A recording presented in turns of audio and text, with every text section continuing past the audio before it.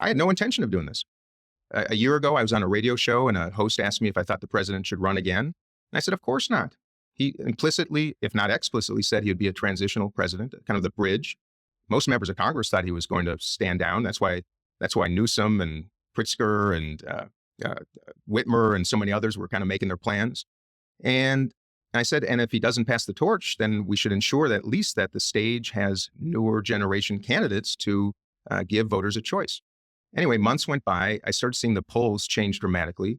The tenor and tone of constituent discussions with me and every single one of my colleagues was changing graphically. All the independents, moderate Republicans that voted for the president, I think for the right reasons, were increasingly telling us that they're not going to do it again. They may not vote for Trump, but they're not going to vote rather than vote for Biden.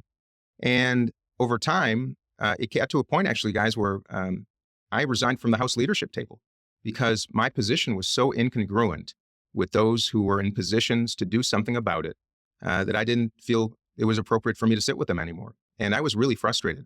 I called Gretchen Whitmer. I called J.B. Pritzker. I made public calls to the candidates whose names are better known than me to jump in. The water's warm, you guys. It's a Democratic primary. That's what we do. Not only did those two not take my calls, which they would have any other day, they had their political operatives take those calls, and they told me, please don't use their names. That's the culture. That's the culture, you guys, that we're dealing with. You will be blackballed. You will be disenfranchised. You will be let out the door if you so much as even issue a word that you might challenge a sitting president of the United States. This is the United States of America. It's appalling.